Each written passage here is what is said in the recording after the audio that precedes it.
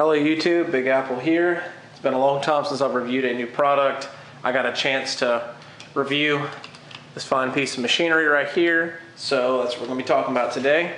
The Ruger SR1911 CMD. The CMD stands for Commander Size, which was sort of created by Colt back in the day when they made the Combat Commander, which means that your frame is the same length as a government size 1911, but that the slide and barrel is 4 1/4 inches instead of 5. So for comparison, my full-size Smith & Wesson on the right, the Ruger on the left. So there's not a huge difference, but that barrel and slide is a little bit shorter. So on with it. Overall, this is a really good 1911, one of my favorites. And this isn't a comparison to my Smith & Wesson. You're going to see it rolled in a lot, and that's mainly because it's the only 1911 that I own that I have, here all the time. This is a friend's gun, so I'm just going to use it as a basis for comparison. I'm not actually comparing both of them. The use for this gun, I see it as home defense car gun because it does have full size capabilities. It's got a full size frame and everything. Recreation and concealed carry. Concealed carry, like I've said in previous videos, I'm not wild about concealing a 1911. Granted, this one is a Commander size, so the frame and the barrel is a little bit, the slide in the barrel is a little bit shorter, but it doesn't have the bobtail like the Smith & Wesson Scanium I reviewed previously, and it's a steel frame 1911. So companies like Kimber, Springfield, Smith & Wesson, they've all come up with mostly aluminum frame 1911s that are better for carry because this one still has a steel frame. I see it mostly as a recreational piece, and if you want to use it for home defense or whatever, it fits that role just fine. Included in the box, 2 7-round mags, and it comes with a really nice pouch for storage. So these are the mags it comes with. You see the little Ruger logo there. This one had a sticker on it, a little sticky right there, but it comes with 2 7-round magazines. I think if you get the full-sized SR1911 Commander, it comes with a 7 and an 8-rounder that has a base pad hanging off of it. These are Chip McCormick 10-round mags. I have them here because I run them in it, and they run great, and I'm using them later, so those are there as well. It also comes with this nice pouch for storage, I was telling you earlier. Ruger does include a lot of these neat little add-ons when they sell their guns. When you buy them, a lot of them come with these. I think the LCP comes with these. Some of their rifles come in a bag. I know their SR762 comes in a bag, but got some nice felt texture in here, and it easily fits the gun and a few extra mags. So I really like that. I really like that Ruger includes that, and that's just another thing that makes this such a bargain. My Smith & Wesson didn't come with a little pouch and carry and stuff like that, and most of them don't. And like I said, that's really one thing that sets Ruger apart from most, is that a lot of their products come with stuff like that. Ergonomics and features, weight. It's 36.4 ounces. Like I said, this is a steel-framed Commander 1911, so if you want one that's geared a little bit more towards concealed carry, I'd suggest getting one that has an aluminum frame. Smith & Wesson is the Scanium frame. It is heavy. That doesn't make it any less fun, but it is what it is. It has a steel frame. This frame is cast. That contributes to the lower price compared to competition because it's not forged. So yes, this is a cast frame here. If anyone knows how to cast properly, it's Ruger. They cast a lot of stuff, and I really don't see this as inferior to a forged frame. I haven't read any reports of anybody cracking any frames on these Rugers. I doubt you would shoot it enough to mess it up. It's got full-length slide rails on the inside, just like any other 1911. I don't see that as being a detriment at all. I mean, some people may argue against that. I don't really care because in my experiences, I haven't seen that as being inferior at all. My Smith & Wesson here has a forged frame down here, and yes, it does have this rail, and that's not something included there. I'll talk about that later, but I really don't see this frame as being any better than that one. That one feels just fine to me. The grip in the frame, standard full-size frame, like I said. It doesn't have a bobtail, so that is one thing that's a little different compared to some Commander 1911s. It has an extended textured mag release. The grip cutout would help, but almost no factory 1911 has it. So what I mean is, most VZ grips have this little cutout here. It makes changing mags easier. Obviously, I've got this gigantic raised magazine release here from Wilson on my Smith & Wesson, which I wouldn't suggest for a carry gun or defensive gun. That's just a fun gun. This one does have a good mag release, and there's a very small cutout on these Crimson Trace grips. But still, at least to me, when I'm shooting a 1911, I feel like I have to sort of, you know, toss it in my hand to actually get to it. I can't come off my firing grip or hit it. I guess I could hit it with my left, but then I can't catch the magazine. So that's mainly a gripe with all 1911s. It's really not specific to this one. It does come with wood grips with a nice Ruger medallion. This is shown with the CT grips. These are Crimson Trace, so your on-off switch, your actuation button, the laser comes out right here. That would be a separate video because these are the ones it actually comes with. I do like this texturing. I think the Ruger medallion looks pretty cool. And yeah, I mean, they're real wood grips, and they look really neat. So I think it is pretty attractive the way it is from the factory, but he wanted the laser grips, so that's the way he went. Like I said, this is my friend's gun and not mine. The front of grip is not serrated like some others. It does have a textured mainspring housing. So what I mean is, right here on the front of the grip, in front of the magazine well, you see that this one has my Smith & Wesson has serrations, this one doesn't. Like I said, I'm not comparing it to this gun, but I'm just using this as a basis of comparison. A lot of 1911s don't really have a textured, you know, front of the grip like the Smith & Wesson does. I really don't have a preference. To me, they both feel fine. This one is a little less aggressive on your hands if you don't have gloves on, and still it has a good textured mainspring housing here. So it's not like it becomes any more slippery without having texture there. See, it does have a bump grip safety, and I think it rattles less than my more expensive Smith & Wesson 1911's grip safety. It's got some nice little cut lines, and it has slim rounded edges on the top, which is unique to this one. So, like I said, on my Smith, the grip safety just, I don't know. I mean, it's fine and it's bumped, but this one just seems a little bit more thought out. Yes, it's bumped too. You can see right there it's bumped, but it has these nice little cut lines here, a little more prominent. It doesn't rattle quite as much. It just feels a little more positive. And like I was saying, it has some unique cuts on the top. You see how it kind of flares out here around this hammer. That's unique to the Ruger because most 1911s are just flat right there. Oh, here, let me drop the hammer and I can actually show you. Okay, so yeah, they both have the little cutout for the hammers to sit in there, but you see the one on the Ruger, you know, it's kind of cut all cool. So that's a unique feature about the Ruger that I haven't seen on any other 1911s is that the grip safety has these little cuts on the edges. So that is a neat little feature that I really like. It has a skeletonized hammer and it's cut down the center on top. So I'm talking about this. You see this little, how it has kind of two edges of its own there. I'm not really sure what that's supposed to be for. I mean, it does make it unique because most other 1911s just have a flat hammer like this one does. So that's really just another feature of the Ruger, another individual, you know, aesthetically pleasing feature, I guess, to some. To me, I think it's pretty cool because it sets it apart from the competition. It's, you know, just really making a name for itself, which I really like. Has a skeletonized trigger, and holy crap, this is a really, really good factory 1911 trigger. It breaks probably around 4 pounds. That's my guess because it is light, and it has such a crisp break. It really is like breaking a glass rod. The reset is also really good, like any other high quality 1911, and the trigger does have a little more play than the one on my Smith and probably some others. So this trigger here is so crisp. I mean, the break is just unbelievably smooth, and that's straight from the factory. I actually had a couple times where I loaded a mag quickly and got back on target and had my finger on the trigger a little too quickly and had some negligent discharges. Of course, my barrel was pointed in a safe direction. I was in the middle of shooting, so it wasn't a problem. But know that your finger should not hop in there in the trigger guard until you are, you know, until you're very ready to shoot on target, whatever. Luckily, I was. It just kind of went off before I was ready. I didn't have my finger in a good position. In the middle of running gun, that can happen.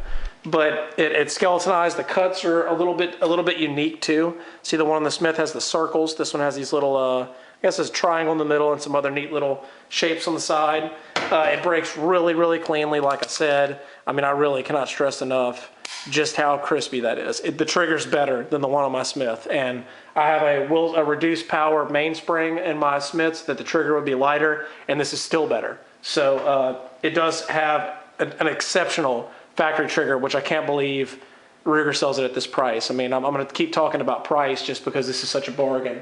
But overall, yeah, the trigger's nice. It does have a little bit more play. So you can hear, and see a little bit of the play in there, as opposed to one like this that has very, very, very small play. See, this one barely moves. And the Ruger's is, you can hear it there, it's just a little bit looser. But overall, an exceptional trigger. I wouldn't do anything to the trigger. It's perfectly fine, no need to polish anything. It's really, really good. It has a really positive single-sided safety. So it's not ambidextrous, which I prefer. My Smith is ambidextrous, and it doesn't necessarily get in the way, but it's also not needed because I'm not a lefty. I prefer a single-sided safety, and you see that it's really crisp. You can actually see it finishes the travel for me. See how I'm going slow? And you'll just see it jump there. It's very, very positive actuation. That's another thing that they did a really good job on. The fitment on this gun is so good. It has an easy to reach slide release. I usually use an overhand slingshot method, or you can use your left thumb, like I said. Overhand slingshot method like this is how I rack a gun. But if I were using the slide release, I'd probably use my left thumb, just like any other 1911, because the slide release is set a little bit farther forward than it is on most polymer semi-autos.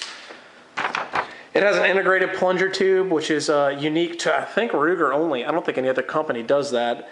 And I mean, I haven't seen a problem with any other plunger tubes on any other 1911s, but it does set it apart. So the plunger tube is this piece, which holds a spring and a couple little pins that push on your slide release here and your safety. If you see when it goes up, you can see the little pin sitting inside there. That's actually part of this frame, as opposed to the one on my Smith, you can see is a different color than the frame. So it's obviously not part of it. It's actually pinned on the inside. Like I said, I doubt you'd ever see a problem with that, but that is just another feature that sets this apart. That is all integrated as one part. It's got some nice beveling in the mag well, and I'm going to talk about the writing on the dust cover. So beveling in the mag well right here, yeah, it's slight. I have an Ed Brown maxi well on this gun. Obviously, that's not factory, so that's something I put on there. But the factory Smith & Wesson beveling is about the same. I think most 1911s have that, but if you get a GI type 1911, like a standard one, you're probably not going to see that. That's another good thing that comes in at this price point and that feature. One thing I'm really not wild about on the frame is this writing down here. It's actually a little dirty on the front. I didn't clean that well, but you know, it says read owner's manual before using, whatever. They put that on there for liability reasons. Like this one also has it. It just has it written there, can fire without magazine, and blah, blah, blah. You know, I guess they're just covering their asses against lawyers, but, luckily it's on the bottom. It's not on the side. So it's a little bit harder to see. And then you got your serial number and Ruger and Prescott, Arizona on the other side. So that's all the features of the frame. I'm going to go into the slide features now. It has a GI guide rod and plug with barrel and with a barrel that has a bushing on it. I give Ruger a really big nod on this one. My factory Smith & Wesson 1911 came with a full-length guide rod, and that made disassembly a lot more difficult. As you know, if it has a standard plunger, you can push it down and rotate your barrel bushing and take it apart like that. It's just much faster. Also, you don't have the little piece hanging out here as it's firing. Nod to Ruger. That's the way it should be. I even changed the one on my Smith because I didn't like the full-length guide rod. As you can see, the full-length guide rod would be hanging out here if I still had it, but I don't. I replaced it with that plug and standard guide rod there. So I like that feature. Good job, Ruger. The barrel sits outside of the bushing like most 1911s, and what I mean by that is, I think Smith & Wesson is unique that it has a flush barrel and bushing right there you see, and then this one hangs out. Pretty much all of the other ones hang out. There's really no difference in that other than it, I don't know, it doesn't aid in accuracy or anything. It doesn't make the fitment any better. It's just, you know, just a noted aesthetic thing. The barrel is plus P rated. It has a throat and a good feed ramp and a loaded chamber indicator that's similar to my Smith. So yeah, you got some really, really nice throating right there on the barrel. You see the little feed ramp goes all the way up. So if you got a mag in, you know, like any other 1911, it's really going to aid in feeding and make that process very smooth. I thought the feeding on this one was very, very smooth, probably a little smoother than my Smith, which I've been shooting for a long time. They both have a little window type loaded chamber indicator. So I said the loaded chamber indicator is similar. So if you have a piece of brass in there, you'll see it through that window. I guess I can demonstrate here because I do actually have a magazine. So yes, I'm going to load it for a second. You can see right there a little tiny piece of brass. So, well, a nickel plated brass. So it does have, you know, a little small chamber chamber window like that so you can see if it's loaded or not. It's not overly obtrusive. It doesn't stick up like the one on their SR9. So I like that, and the barrel's very high quality. I like when you can hear this noise. I doubt you can hear that squeaky noise, but I like when you can feel the forging marks. It just lets you know that they really took their time with it, and it's a really, really sturdy metal. Or maybe I'm just making that up and it makes me feel good.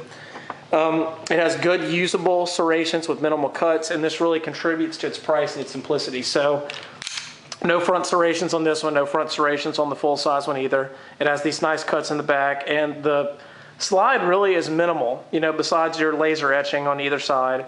It's just smooth. The lines are smooth. It has a very modern but traditional look, as opposed to my Smith one, which is a little busy. You know, it's got your laser marks, whatever. Got external extractor, has these fifth scale serrations, serrations on the top, front serrations. If you want one that's more simple and not so busy, I think that's quite a handsome look right there. That's a really good looking piece. They kept it minimal. They kept the cuts minimal. Like I've said before, I mean, I'm trying not to show my Smith & Wesson bias. I know I seem a little biased, but my favorite serrations are these, and it's really just unique to Smith. This doesn't have that. It doesn't mean these aren't usable. These are very usable. And if you're looking for a simple look, this is obviously going to be better for you than something like the Smith, or Kimber has the Raptor, which has a kind of a busy slide, a lot of little serrations and marks and stuff. But overall, just a simple, elegant design. Ruger has it down, bar none. The writing on the slide is minimal. Like I said, you've got Ruger made in USA here. You got the Ruger little medallion there with the bird. Most 1911s will have something on the slide. You won't see a bare slide on very many of them. Maybe like I think the Dan Wesson V-Bob has a completely blank slide, but for the most part, you're gonna see the company's logo on it. Ruger didn't go overboard. They didn't put this big warning here like most people feared when it was going to get released. So yeah, very minimal, classic, aesthetically pleasing look. I really like that look. This has a beautiful sight picture. It has tall Novak sights, which I really like. It beats the hell out of the factory Smith & Wesson sights. It has a really, really sharp sight picture. You can see the sights are pretty tall. Yeah, there's not a really intense shelf there for one-handed manipulation. That's true. But the side picture is so crisp. I mean, yeah, I've used the laser at the indoor range. I couldn't use it outside, obviously, when it was sunny, and it was not hard at all to connect with these. They are excellent, excellent sights. If you've seen any of my other videos, I prefer sights that are tall. I don't like ones that sit very close to the frame, and that's kind of the reason I changed the ones on my Smith here. You see, I have tall fiber optics from not Dylan, I forget, another company. I'll annotate that because I just forget the name. I don't want to waste time. But the tall sights, yeah, they're superb. They're awesome. Really, really like those sights. And I don't know if I've seen one with that good of a sight picture. I really like that sight picture. It has an internal extractor like other 1911s. It's not external like the one on the Smith or some of the SIG 1911s. It's internal. See, it's kind of blued there, so it has good contrast. It uses see the firing pin plate, the ejector and extractor all look nice on the back. So what I mean by that, see that it's kind of got the contrast of the silver on the black. I really like that. See the ejector there, firing pin plate, and the extractor there. I really like how it looks. It's a nice little contrast, and that fitment is so good. See how smooth the lines are right there? I really like that. I like how it contrasts there. One thing I want to mention too. The firing pin plate back here seems to me really sturdy. It looks like it's forged. I actually had to replace the one on my Smith because it actually cracked down the middle. That's one from Wilson. So that's just another nod to the build quality on the Ruger. Everything just looks and feels really good. They really did a good job on this pistol. It uses a Series 70 type shooting system. What I mean by that is there is no internal firing pin block. There is just a titanium firing pin that's spring-loaded. It's titanium, so it won't fire if it's dropped, and it just minimal obstructions to it.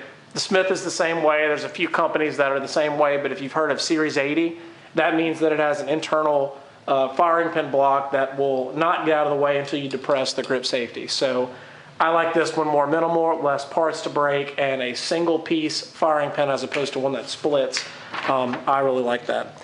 Accuracy and reliability was 100% with factory ammo. It wasn't 100% with my light reloads, but that was not the fault of the gun.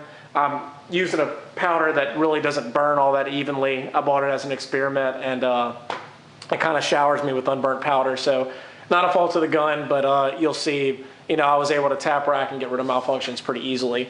But yeah, that's not a fault of the gun. That's the fault of me. It seems to shoot point of impact, so like a 6 o'clock hold. It's not like a covered up 12 o'clock hold. And the slide to frame fit isn't super tight. You can hear it rattles a little bit, but that really doesn't bother me. If you're really caring about accuracy, that's where your accuracy is going to come from, is the barrel to bushing fit. Really the slide to frame fit should be a little loose in my opinion, to aid in reliability. You won't get a very, very tight slide to frame fit unless you buy something custom. Shooting impressions, well, you saw the footage I rolled in earlier. I did a little run and gun course. I've shot this at the range with a friend a few times. The only footage you're going to see is from that run and gun course. But it fired great. It's very smooth. It comes out of a holster cleanly. There's nothing to snag. I mean, I don't know what more else there's to say. It's a 1911 and it's a high quality one. Accessories, it's a 1911. I don't need to say anything. Accessories are numerous. If you want to change anything, it's all there. Price, absolute bargain. $7.29 at a local academy. I've seen it online before, like $6.50 or even less. I mean, it's insane, an insanely good bargain. The full size and the Commander seem to run about the same size too. So, yeah, it's such a good price. The price is amazing. One like this, yes, this came with night sights and came with this rail down here, but this was like $1,200 as opposed to this one, which was a little over $700. I mean, it's one hell of a bargain. To be honest, if I hadn't bought that Smith, I may have bought this first if it was available on the market at the time I wanted one. I wish they'd come out with one that has a little rail right here. I can see them doing something like that in the future. They're selling so many of these, they really have no reason to change that up yet. So I'm sure we'll see more from them later. Overall, this is the best bang for the buck American 1911 on the market. Yes, that's a bold statement. I stand behind it though. For the price and what you get and everything that comes with this, the Ruger 1911 Commander size and full size are an absolute bargain. Anytime someone says they want a Rock Island Armory or an Arms Corps 1911 or some import, yeah, I mean, I won't completely discount them on that, and I'm sure those are decent guns, but if you want one with nice features, built well, has a great trigger, has a good fitment, great finish, just great parts in general, good company to work with, that's the one you need right there. That is a fantastic pistol, and I really don't have anything else to say. Thank y'all for stopping by, and if you have comments, let me know.